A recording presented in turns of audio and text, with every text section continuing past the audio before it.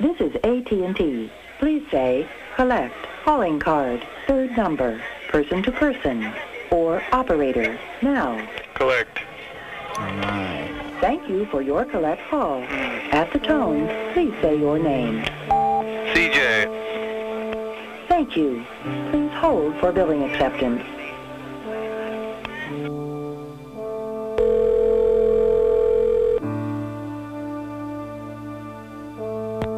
Mercedes Tag.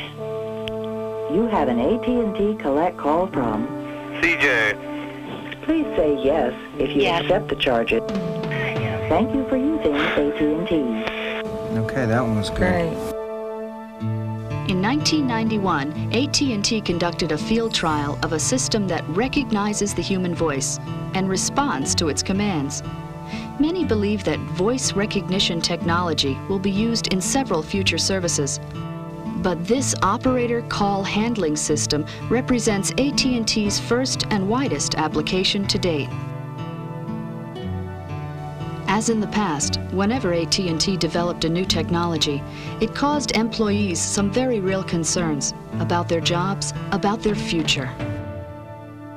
This program will present the thoughts and feelings, the many voices affected by this new technology. It was produced so that everyone involved within AT&T can better understand the issues and, collectively, move forward in a way that best serves its employees, its customers, and its shareholders.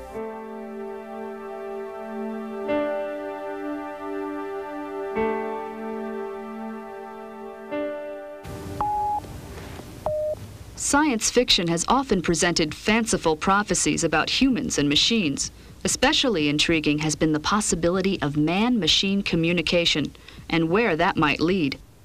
It's an alluring idea, for some, alarming. Mr. Dillinger, I'm so very disappointed in you. I'm sorry. I can't afford to have an independent programmer monitoring me.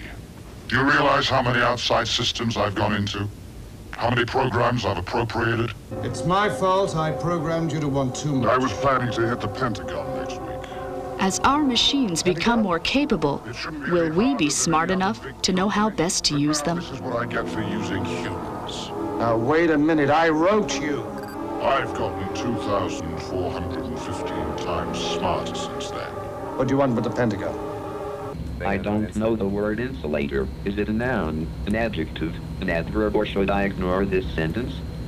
Noun. Science fiction fantasies are one thing, but at AT&T Bell Labs, scientists have developed one of the world's most sophisticated robots, a machine that comprehends and responds to the human voice. Adjective. I don't know the word green. How close is science fiction to becoming science fact? Okay, it's the green tall hard rectangular block. I knew that. Just checking. After nearly 2 decades of experimentation, the promise of voice recognition technology is at hand. The first application may soon be no farther away than the nearest telephone, a triumph for members of the Bell Labs team, like Jay Wilpon. What am I going to say to my kids when they say, "What have you done with your life?" I hope to be able to say to them that I participated in the biggest revolution of the 20th century other than the personal computer. Move the insulator behind the block. It's really hard to put into words, to be involved in something which didn't exist 15 years ago. No one thought that it could be done. And to get to the point where we are today, where mass deployment of speech recognition is this far away, it's just incredible. It's like nirvana. This is AT&T. Please say, collect, calling card, third number, person to person, Third number. operator. Thank you for placing a third number call. Using August touch tone, 1991, please enter an the early area field code test in and Texas, number that you wish to and route this call AT&T's to. first application is being demonstrated. It's known as VRCP, or Voice Recognition Call Processing. At the tone, please say your name. Pam. Thank you. Please hold for billing acceptance. The aim is to automate many operator-handled calls. Hello? During these calls, however, customers can still reach an operator at any time.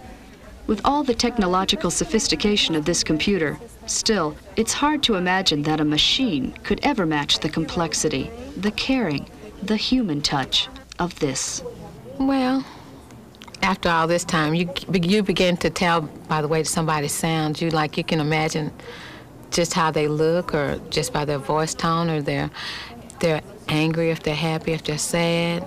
You can kind of get little visual images of even how a person even looks, and just how important the call is, and how important the call is to them. This is AT&T. Please say, collect, calling card, third number, person to person, or operator, now. It's AT&T operator, how can I help you? Yeah, operator, what was that I heard? I heard something that sounded like a robot or something like that. Yes, sir. It's just a machine that's... Whenever AT&T has introduced a new and unfamiliar technology, there's been understandable concern throughout the company. But on the front lines of almost every change have been the operators. My first thought was, uh-oh, here comes trouble. This is going to get my job for sure.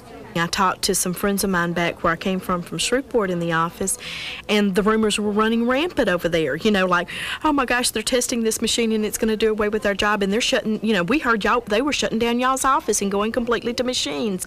The first thing I thought about is that this is going to be a robot. They're not going to need as many operators. I'm about to lose my job. That was my first impression. It was like one of my worst nightmares.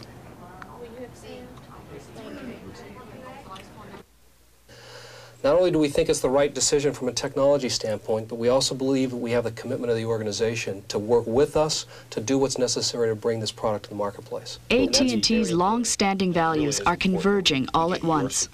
Its commitment to the creation of superior technology, its dedication to serving the customer, its business imperative to be cost competitive, and its concern for the people who make it all work for AT&T. This afternoon is fighting for what we think is the right technical solution. It's not without risk. It's not without opportunities for failure. And by the way, I think we'll have bumps along the road as we're deploying. This is something that's new, leading edge. It's no one's ever done it before, or it's never been tried in an environment like this. So that's fun, and that's good, and that's everything else. At the same time, it's apparent to anybody who just looks at the technology and looks at what we plan to do with it, that this is going to have a sizable impact on people. In the face of yet another technological change, how will AT&T respond? For operators, there is a basic issue of trust. I'll be glad to, sir, and I appreciate you using AT&T.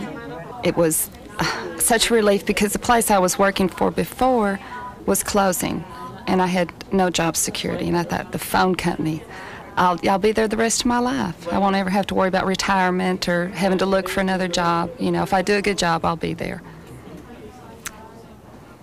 Not true. In the last year, 6 months or so, we've gotten so customer-oriented and much more personalized with your customers and much more. And then all of a sudden, here comes some technology in that's totally the opposite, and you feel almost kind of like from one extreme to the other. Along with business issues of competition, cost, and customer service, the ethical and moral questions concerning the employees whose jobs will be affected must be tackled. Everyone has a stake in the answers. All need to contribute. I certainly am not going to argue with you or dispute the fact that it will replace a live person. I think there will always be, in my mind, a role for the operator in our business. And I think that role has changed enormously in the years that I've been. The emotions surrounding this thing are enormous, and I was going to say that our job is to de-emotionalize it, and I think that's naive, is what it is, because we're not going to do that. As I said before, it's readily apparent to a lot of people that this is going to be job affecting. So that's the gut emotion on the part of managers, on the part of operators, on everybody who encounters the technology, that this is going to have an effect. So it's managing those emotions and understanding them and understanding what the wants, needs, desires are that makes this thing kind of tough. I mean, there is no sense in going out and telling people, don't worry about this, this is not going to affect you, your job will always be here, because that's hooey. I mean, that is, the uncertainties in the future are great, and we simply need to understand what they are and to be able to deliver a message to folks that says, this is what we're doing to work our way through this. And we have to be totally upfront on this thing. What I'm hearing in your voices, at least, or in your questions, the fact that this is a total replacement for human beings. I don't believe that's true. But in justification, I mean, this is our lives we're talking about. Absolutely. But sometimes we do tend to panic. And I mean, but, you know, this is our lives we're dealing with. Is it for AT&T? Is it for the customer? Or is it because of competition? Exactly why are we trialing this? Well, that question is critical. First of all, why? voice recognition technology Is there one overwhelming reason why AT&T should bring this voice recognition system to the public? none of us could ever imagine. Is it just to save money? Or is it to provide new and better services to stay ahead of the competition? These are the kinds of questions AT&T has confronted throughout its history. While AT&T must maintain its commitment to its customers by continuing to provide the human touch of dedicated operators, it must also incorporate the technical advances that allow the company to provide maximum service at competitive prices. Our business could be used. The promise of service extends not only from the operators, but from AT&T's commitment to basic research and from the development and improvements in several areas of communication as well. That commitment involves the efforts to unlock the mysteries of human speech. By the early 70s, these scientists began to see the significance of voice recognition technology. On the near horizon are specific applications that let individuals with disabilities perform physical tasks simply by speaking. Let me see the lecture notes from last semester. Even the personal computer's often daunting keyboard would be replaced. No, that's not enough. It's a tip of the iceberg in the sense that this platform is reusable over and over again in new services and in new directions. In a decade from now, virtually every aspect of our life we will have voice controlled in some way, shape, or form. When that succeeds, it then just opens up a tremendous range of services that will be forthcoming over the next decade. And I personally look forward to seeing all those services coming. They will provide tremendous capability for you to go out and control your own life by accessing machines when you want, at your own time of day, at your own choice, anywhere, any place, any time. Actually, the new version of Waves that we run... The original version of Waves will strip a header. No, but the new version... The initial steps are now being taken at AT&T Bell Labs to realize this vision. Some aren't. Some just wing it. What our job here in our organization and research is really to build the perfect man-machine communication. Well, this in a sense was sloppy too. Now that's the holy grail. I mean, that's something that we have no idea what to do. But we can do some things. We have to get from here to there. There are fundamental things that we just don't understand. We don't know how people are able to use language in the incredibly robust way that they do.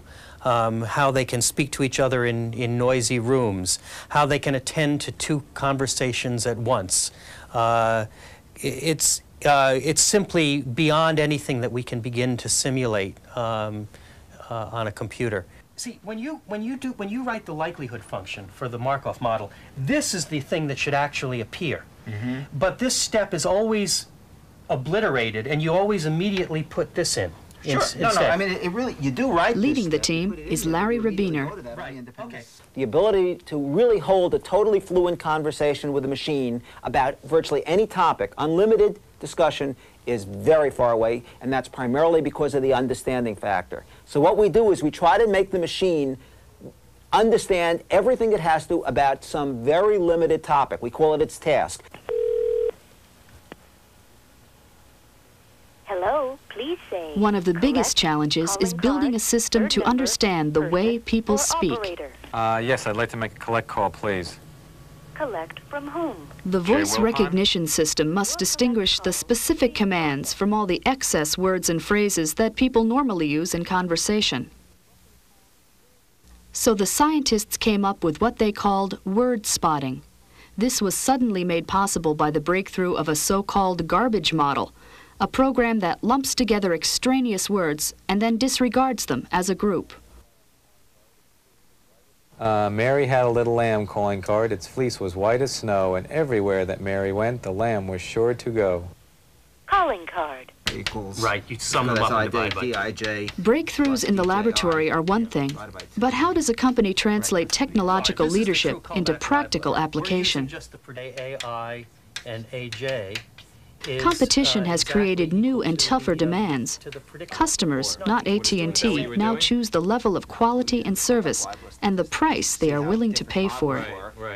We want our customers to feel that they're not taking a step back, that it's a forward step. Things are improving, they're not going backwards. We're not just giving them technology for technology's sake. To put this new and cost-improving innovation to the test, it was necessary to move from the lab into the real world. The scene, a bank of public phones in the busy Dallas-Fort Worth airport, summer of 1991. This is AT&T. Please say, collect, calling card, third number, person to person, or operator, now. Third number. Thank you for placing a third number call. Using touch tone, please enter the area code and number that you wish to bill this call to now. Simultaneously, at the AT&T Operator Service Center in Longview, Texas, technicians and operators monitor the calls as they're being placed at the airport. This is AT&T. Please say, collect, calling card, third number, person to person, or operator, now. Calling card. Thank you for your card call. I volunteered to help out. The reason why I did was because I wanted to know what it was going to be like. I wanted to know for myself what actually was going on, what was going to happen, what were we against, what were we facing. Frank Moore's office. You have an AT&T collect call from Moore, M-O-O-R-E. Please say yes if you accept the charges, no if you refuse the charges, or operator if you need assistance. Now. Yes, yes, yes.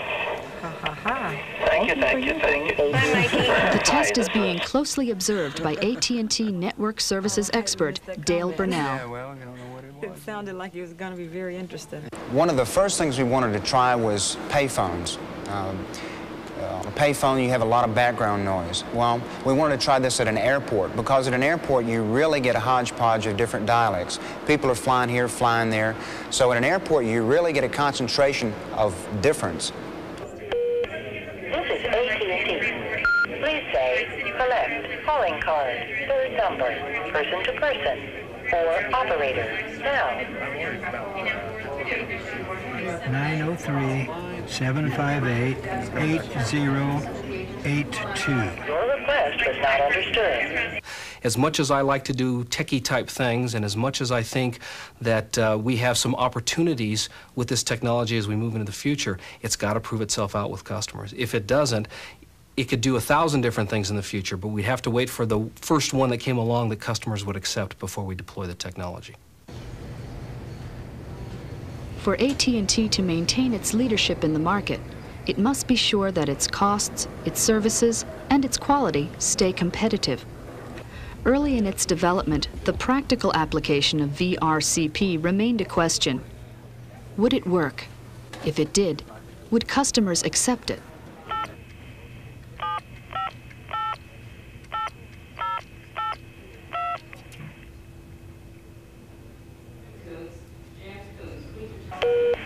This is AT&T. Please say, collect, calling card, third number, person to person, or operator, now. Collect call. Third number. Third number. Person to person. Operator. Collect. Collect. Thank you for your collect call. At the tone, please say your name. David Hume. Michelle. Al Multari. Lori Conan. Kerry Richardson. Pam. Thank you. Please hold for billing acceptance.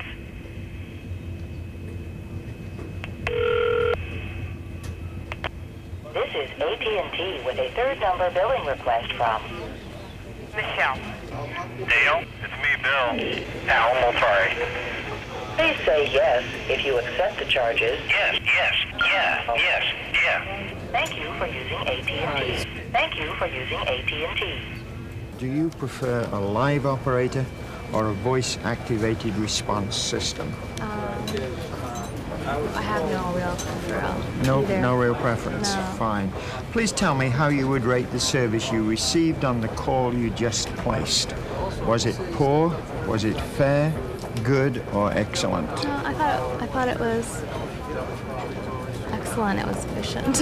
It was very easy and I loved it. Oh, really? Mm-hmm. The first time I tried it, I was thrown off by the automated, and I didn't listen to what I was supposed to do correctly. So then I had to hang up, and then I tried it again, and then I understood fine, no problem, and the line was busy. I really prefer a live operator. Live operator. Why would that be? I don't know. I just feel more secure in my call being like I want it.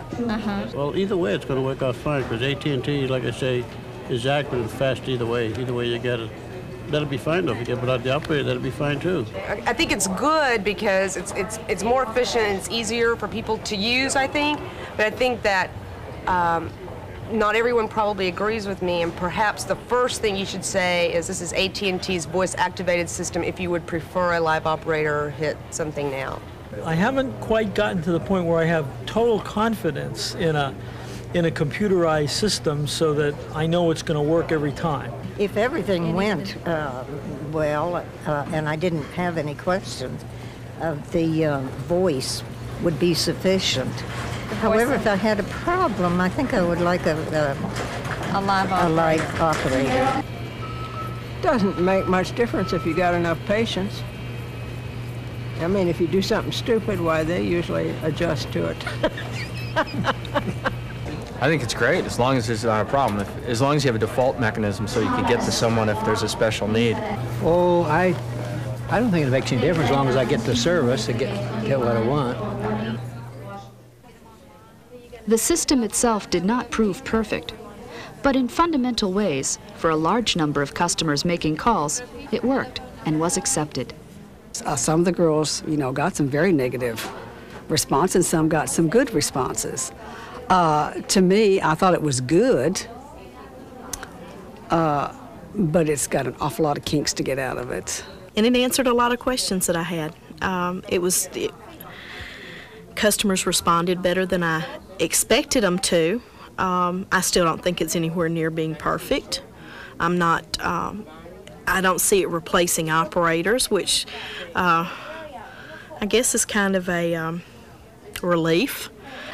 Some of the more sophisticated customers, which I think are in airports more so than any other places around here, they seem to operate it just fine.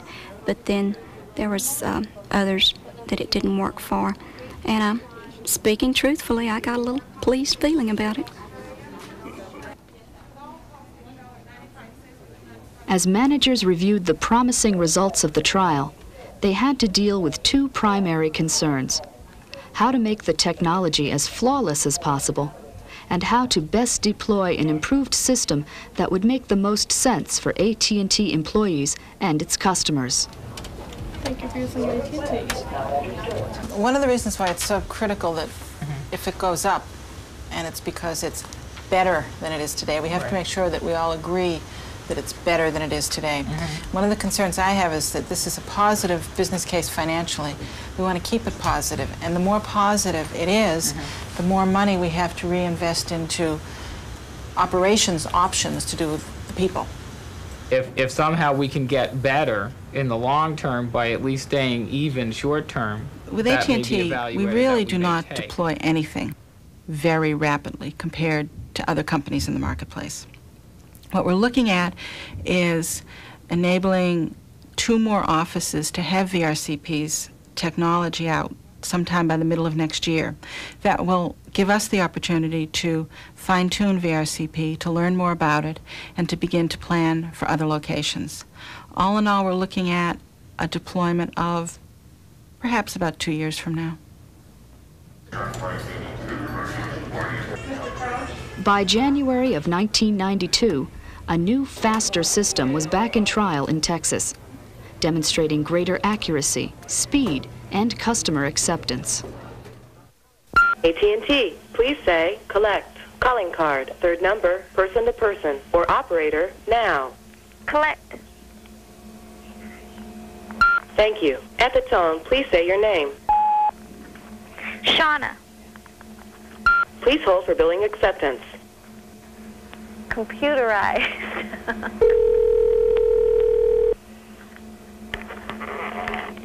Hello. You have an AT&T collect call from Shauna.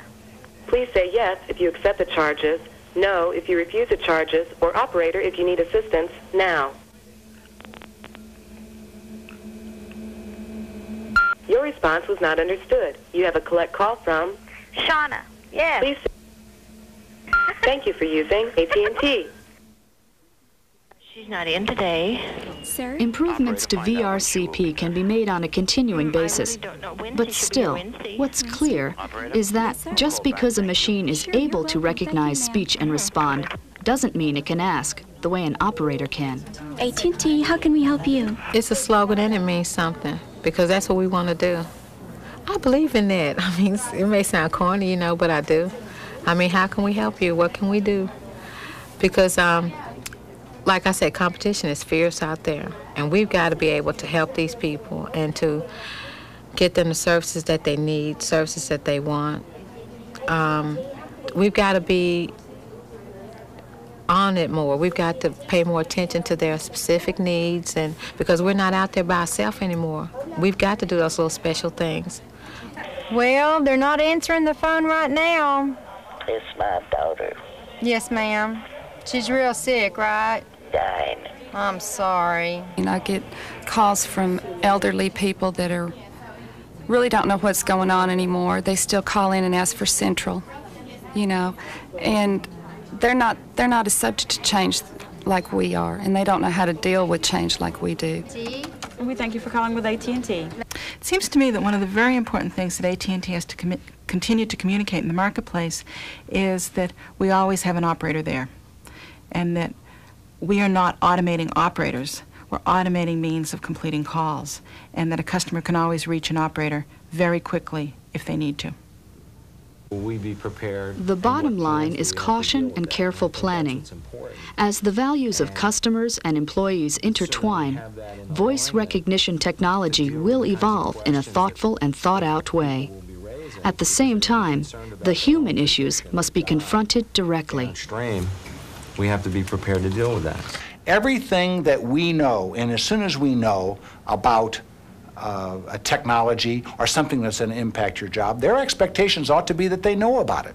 They ought to expect that we fully inform them on issues in the business that impact their job. Secondly, they ought to expect that we tell them in enough time that they can start understanding what choices are available to them. And thirdly, they ought to expect that there are choices made available to them. Okay, what area code number are you calling? Okay. As technology changes, so too is the definition of work being changed. The old promise of having the same job until retirement is no longer realistic. In its place is the promise of growing and developing with the business as the business changes. The first thing that you got to look at is what are the expectations of the operators. If an operator has the expectation, and I understand how some could, depending on what their history with AT&T and the Bell system has been, that if they believe, or their expectation is that they are entitled to a lifetime job, a specific lifetime job in a specific location, and that nothing will ever change or upset that, then that's an expectation that I don't think any company in this country or in other countries can fulfill. On the other hand, if the expectations are more consistent with the need to continuously change business, and the expectations are that AT&T will offer them a good set of opportunities over their career, then I think that AT&T has a good chance of fulfilling the latter set of expectations. And a job well done would be one that allows technology to come in and progress the business and meet customer needs, and still provide those folks opportunities to grow and to move to other jobs and to develop their skills personally. I think that's the key on being able to say that we've done a good job. And the use of technology in and of itself is not that important to AT&T. It's the use of technology to meet customer needs. And that sounds trite because everybody talks about it, but the idea here is that if you don't have a customer, you can forget everything else. We like to talk a lot in our business unit and in our SBU about trying to maintain a balance between customer needs, employee needs, and the financial bottom line, stockholders of the corporation. And all three are very important, and you need to try and balance what you do for all three, because you cannot succeed long term without all three. But the fact of the matter is that your bias always has to be towards the customer, because without the customer, the stockholder will suffer and the employee will suffer. You won't have work for them to do. And so you need to keep the focus constantly on meeting the customer's expectations. There's the present recording just got dropped, so we play back the name from the previous call. Throughout this program, we have listened to many voices of AT&T, the voices involved with this moment in time. We've heard their plans and hopes for the future, as well as their fears and frustrations. The challenge for AT&T is to move forward while keeping faith with its traditions and values. The benefits of new technology will be fully realized only if each of these values is retained. I'd like to have a little of both worlds. I'd like to be included in that. I wouldn't like to be eliminated by that, by any moves to beat the competition, because I feel like I'm a very important part of beating the competition.